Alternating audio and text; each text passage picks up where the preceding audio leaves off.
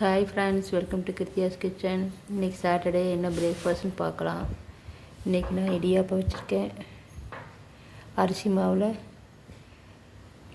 சுடுதண்ணி நல்லா கொதிக்க வச்சு உப்பு போட்டு பிசைஞ்சு அதுக்கப்புறம் நான் புழிஞ்சு வச்சுருக்கேன். இதை தாளிச்சிட்டு கொஞ்சம் தேங்காய் பாலுக்கும் கொஞ்சம் தக்காளி வெங்காயம் போட்டு தாளிச்சிடுவேன். இதை இப்போ வேக வச்சுக்கலாம் வாங்க.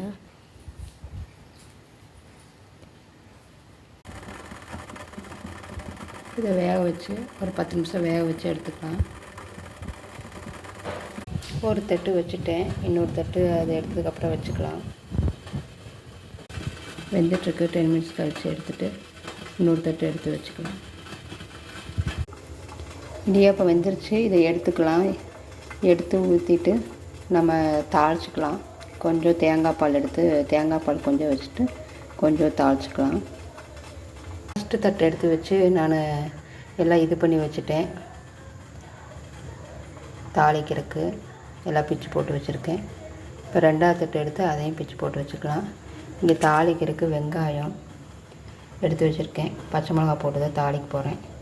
தக்காளி போடல, பார்க்கலாம். இடியாப்பத்தை தாளிச்சாச்சு. வெங்காயம் பச்சை மிளகாலாம் போட்டு தாளிச்சிருக்கேன். இடியாப்பத்தை வெங்காயம் பச்சை மிளகாலாம் போட்டு தாளிச்சிட்டேன். இங்கே தேங்காய் பாலுக்கு இடியாப்பம் எடுத்து வச்சுருக்கேன். ஏலக்காய் போட்டு சர்க்கரை போட்டு வச்சுருக்கேன். நாட்டு சர்க்கரை இருந்தால் நாட்டு சர்க்கரை போட்டுக்கலாம். இது நைட் சுட்ட இட்லி சூடு பண்ணியிருக்கேன். இது நைட் செஞ்ச குருமா. இதுதான் எங்கள் வீட்டில் Saturday breakfast.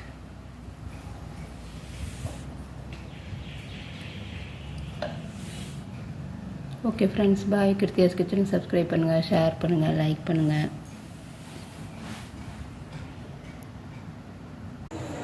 Hi friends, Tuesday lunch என்னென்னு பார்த்தோன்னா சாட்டர்டே லன்ச் என்னென்னு பார்த்துடலாம். காலையில் இடியாப்பம் வச்சு தாளிச்சிருந்தேன், தேங்காய் பால் வச்சுருந்தேன். இப்போ லஞ்சுக்கு ரைஸ் வச்சுருக்கேன், ஒயிட் ரைஸ்.